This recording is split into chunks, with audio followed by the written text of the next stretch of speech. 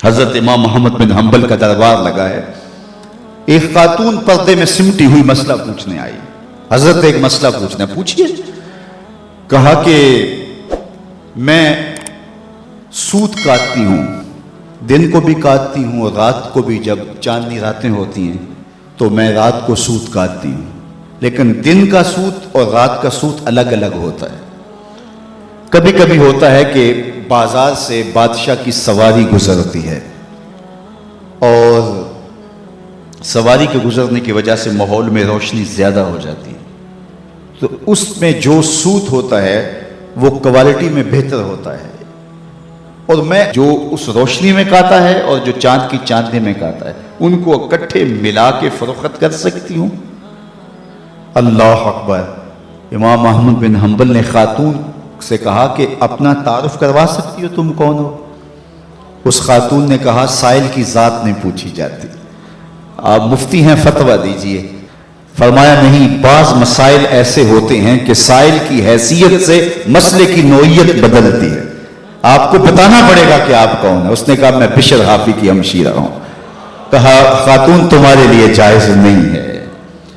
امام الشاہ احمد رضا خان فاضل بریلوی علیہ رحمہ ایک دعوت پہ تشریف لے گئے، تو اس نے انواع و اقسام کی چیزیں رکھی.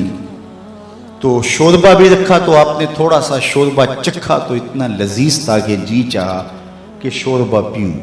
تو صاحب دعوت کو بلایا، کہا کہ اگر تم اجازت دو تو میں شوربہ پی سکتا ہوں. اس نے کہا حضرت یہ سب کچھ رکھا ہی آپ کے لیے؟ کہا نہیں، شوربے کا عرف معقول ہے، مشروب نہیں. شوربہ کھایا جاتا ہے، پیا نہیں جاتا، اس کا عرف معقول ہے، مشروب نہیں. تم نے شوربہ تیار کیا ہے کھانے کے لیے، سالن کے طور پہ، اور اگر میں پی لوں اور میرے دیکھا دیکھی باقی بھی پینے لگے تو شوربہ تو ایک جھٹکا بھی نہیں لے گا اور تمہیں شرمندگی ہوگی. اس لیے میں اگر پینا چاہتا ہوں تو میں آپ سے اجازت لینے کا پابند ہوں، اس لیے کہ میں عرف سے ہٹنے لگا ہوں. اور ہم سب کچھ ہڑپ کیے جا رہے ہیں، اور ہم صوفی ہوتے ہیں، ہم غوث زماں ہوتے ہیں.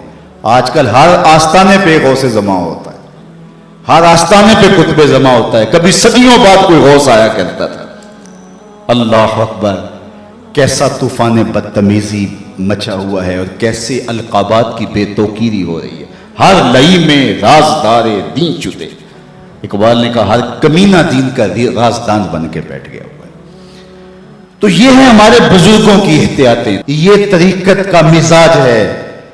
علامہ اقبال نے ایک جگہ لکھا ہے کہ جب تصوف فلسفہ بننا چاہتا ہے تو فقیر کی روح اس سے بغاوت کرتی ہے، اور اگر تصوف رہے تو کون تصوف کا ماننے والا نہیں ہوگا. آج گلی گلی جو صوفیاء اور اولیاء اور تصوف کے خلاف لوگ بولتے ہیں، انہوں نے جو تصوف دیکھا ہے انہیں بولنا چاہیے. اگر حاتم الصم کا تصور پیش کیا جائے، اگر احمد بن حنبل کا تصوف پیش کیا جائے، اگر اعلیٰ حضرت کا تصوف پیش کیا جائے تو وہ کہیں گے اس تصوف پہ تو ہماری جان بھی قربان. تو یہ تصوف کی حقیقی روح ہے، یہ تصوف کا حقیقی رنگ ہے. لوگوں کو اذیت میں مبتلا نہ کیا جائے، لوگوں کو تکلیف میں مبتلا نہ کیا جائے، لوگوں کو راحت پہنچائی جائے.